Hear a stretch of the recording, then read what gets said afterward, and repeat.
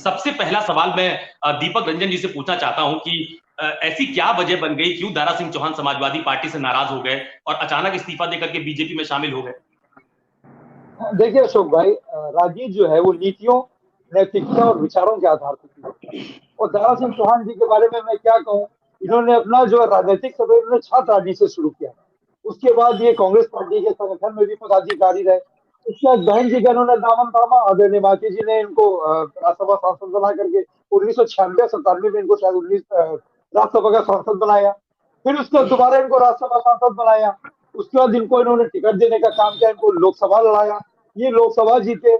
उसके बाद फिर इनका मन पलटा, फिर ये समाजवादी पार्टी की तरफ आ गए, फिर ये दोबारा बहुजन समाज पार्टी की तरफ गए, फिर ये भारतीय जनता पार्टी के साथ गए, वहां से ये विधायक बने मधुबन से। उसके बाद इनको मंत्रिमंडल में भी शामिल हुए। फिर इनका वहां से मोह भंग हुआ। ये 2022 में लगता है जनवरी या फरवरी में इन्होंने समाजवादी पार्टी की सदस्यता ग्रहण की। हालांकि समाजवादी पार्टी के राष्ट्रीय अध्यक्ष समाजवादी पार्टी ने इनको घोषित से चुनाव लड़ाया और समाजवादी पार्टी के बदौलत ही वहां से चुनाव जीत ली। लेकिन सरकार किन्हीं कारणवश नहीं बनी। हम जनता का जो भी मैंडेट था हम उसको साथ स्वीकार करते हैं।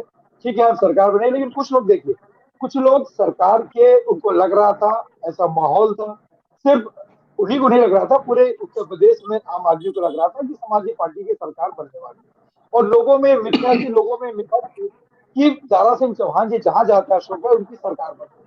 एक बार उन्होंने 2022 में मिथ्या तोड़ी थी और 2024 के चुनाव से पहले पहले भारतीय जनता पार्टी में गए हैं। ये मिथ्या फिर टूटेगी, क्योंकि इन्होंने शुरुआत कर दी कि जहां ये जाते हैं वहां की सरकार नहीं बनती है। ठीक है, 2022 में समाजवादी सरकार नहीं बनी थी। 2024 से पहले पहले ये भारतीय जनता पार्टी में गए और भारतीय जनता पार्टी की सरकार के बनने वाली है।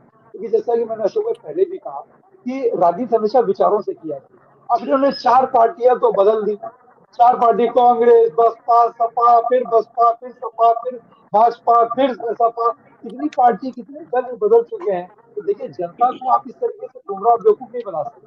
जनता एक विचार वाले नेता को, एक विचार वाली पार्टी को जो है पसंद करती है। बार बार आप दल बदलिए, बार बार आप इधर से उधर, उधर से इधर आप जाइए, तो जनता क्या बेवकूफ है क्या? जनता इस चीज को समझ नहीं रही। 21 लाख के लिए कैसे अभी साल भर तक आपको लगता है कि साल भर तक केंद्र में भारतीय जनता पार्टी की सरकार है, 6-8 महीने सरकार है, तो वहां से कुछ ना कुछ हमें मिल जाएगा, कुछ ना कुछ मलाई खाने को मिल जाएगा। तो जनता की आपको जब हमें जो है अशोक भाई, सब जनता आपसे सवाल पूछ रही है कि पिछले 9 साल से भारतीय जनता पार्टी ने सिर्फ परेशान करने का काम किया है, सिर्फ झूठ बोलने का काम किया है, सिर्फ जुमला देने का काम किया है हिंदुस्तान की जनता को। तो आज आप उन्हीं के साथ चले। नहीं, तो मेरा आज सवाल फिर ये है कि नहीं, मेरा सवाल दीपक भाई ये है कि समाजवादी पार्टी के सिटिंग विधायक हैं, 2022 में विधानसभा का चुनाव हुआ है, अभी एक लंबा टेन्योर उनके पास था विधानसभा में रहने का, तो क्या समाजवादी पार्टी अपने विधायक को नहीं रोक पाई या उनकी पार्टी से नाराजगी चल रही थी? क्यों वो पार्टी छोड़कर चले गए? देखिए, समाजवादी पार्टी लोकतंत्र विश्वास करने वाली पार्टी, समाजवादी पार्टी किसी को बांध करके नहीं रख सकती। आपने देखा होगा जिस दिन से जो है ये दारा सिंह चौहान जी विधायक बने थे और उत्तर प्रदेश में सरकार नहीं बनी थी, उस दिन से समाजवादी पार्टी की नीति और कार्यक्रमों में इनकी बिल्कुल पूरी तरीके से निष्क्रियता थी। नगर निकाय का चुनाव हुआ, उसमें भी निष्क्रिय थे ये। और जो भी चुनाव हुए, जो भी संगठन के काम हुए, तो शुरू से ही लग रहा था कि इनका मन जो है समाजवादी पार्टी में नहीं लग रहा है। ये सत्ता के साथ जाना चाहते हैं, सत्ता के साथ रहने वाले लोग हैं ये लोग। तो ये छटपटा रहे थे कहीं ना कहीं। अगर समाजवादी की सरकार बन जाती तो निश्चित रूप से समाजवादी के साथ रहते ही, क्योंकि ये तो इसी आशा उम्मीद के साथ आए थे ना कि समाजवादी पार्टी की सरकार बनने जा रही है। और समझ तो ठीक है, 2024 से पहले पहले ही ये चले तो बहुत अच्छी बात है, इसमें हमें कोई बुराई नहीं करना चाहिए। तो जहां रहना चाहते हैं वहां खुल करके रहे और देश हित में और जनता के हित में काम करें। मेरी शुभकामनाएं उनके साथ। लेकिन दीपक रंजन जी, एक बड़ा सवाल उन्होंने उठाया कि जब गठबंधन किया था साल 2022 के विधानसभा चुनाव में ओम प्रकाश राजभर की पार्टी ने, तो उसके बाद से आपने इनको बोलने का मौका नहीं दिया। कोई बड़ा निर्णय हुआ तो उसमें इनकी पार्टी को शामिल नहीं किया गया। राष्ट्रपति चुनाव का जिक्र हमेशा ओम प्रकाश राजभर जी करते रहते हैं कि जब राष्ट्रपति का चुनाव हो रहा था तो उस वक्त भी हमसे बुलाकर नहीं पूछा गया कि हम किसको वोट करें या वोट ना करें। दीपक रंजन जी, नहीं, ये बात हमने खुलकर कहा था कि मैं तो इंतजार कर रहा था कि जब हमें आप सहयोगी दल मानते हैं तो सहयोगी दल को तो आप कॉन्फिडेंस। देखिए अरुण भाई से मैं पूछना चाहता हूँ, ठीक है, आदिवासी समाज का बड़ा सम्मान करते हैं, हम समाजवादी लोग भी उनका सम्मान करते हैं। देखिए राष्ट्रपति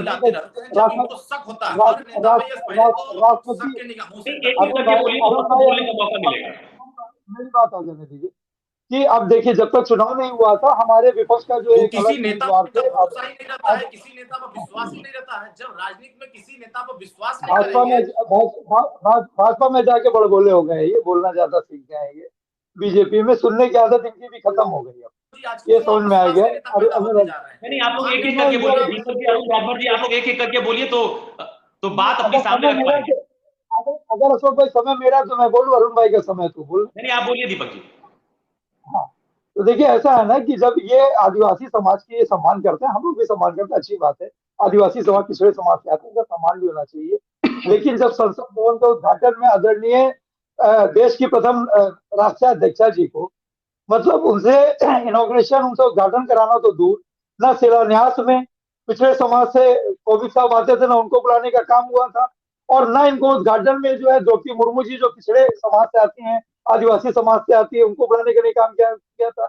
आदरणीय अरुण राजभर जी ने, उनकी पार्टी ने कितना मोर्चा खोल दिया था। और मैं अरुण भाई से एक ही बात पूछना चाहता हूँ कि ये लोग भगवान में विश्वास करते हैं कि नहीं करते? हाँ ना में जवाब दे। एक सवाल से बोल दे, भगवान को आप लोग मानते हैं? मानते कि नहीं मानते? आपको सम्मानित चैनल पे बता दें। बिल्कुल अरुण मानते भाई हैं, आप मानते हैं भगवान को? बिल्कुल। हर मानते हैं लोगों का ना? अपना अपना आस्था होता है, जैसे आप ही आप ही सभी अलग आप अलग ही मानते के हैं, सब अपने तरीके से आप ही मानते हैं। बस भाना आप ही के राष्ट्रीय अध्यक्ष आदरणीय शिव प्रकाश राजभर जी ने कहा था कि अगर पृथ्वी पे भगवान भी उतर आए तो मैं भारतीय जनता पार्टी में कभी नहीं जाऊंगा। और ये आपके उसमें भी पड़ा होगा, चैनल्स में भी होगा, और बहुत से मीडिया जगत के हाँ लोगों ने ठीक है, बाइट भी चलिए दिया। मैं इसका जवाब दे देता हूँ। अब रंजन जी, आप नहीं नहीं, धैर्य अब से अभी सुनिएगा, अभी धैर्य से अभी सुनिएगा। अभी एक नहीं नहीं, चैनल मैं है, दीपक जी की तरफ जाता है। दीपक जी, ये जो सवाल अभी अरुण राजभर जी ने उठाया कि जब आप यूपीए गठबंधन में थे, जब आप यूपीए को सपोर्ट कर रहे थे उत्तर प्रदेश में सरकार में रहते हुए, तो उस वक्त ये सारे मुद्दे क्यों नहीं उठाए गए जिसकी चर्चा अभी ये लोग कर रहे हैं, अरुण राजभर जी? देखिए, मैं अरुण राजभर जी उनकी पार्टी के लिए एक बात कहना चाहता हूँ। बहुत देर कर दी हुजूर जाते जाते, और वो आदमी चले जा रहे हैं, उसका ठीक है, जो दिखे इधर का और काम करे उधर का। और ये जो बता रहे हैं कि ये हमारी बहुत सी बातें कही और दिखा दूंगा, ये कर दूंगा, अरे दिखाइए ना।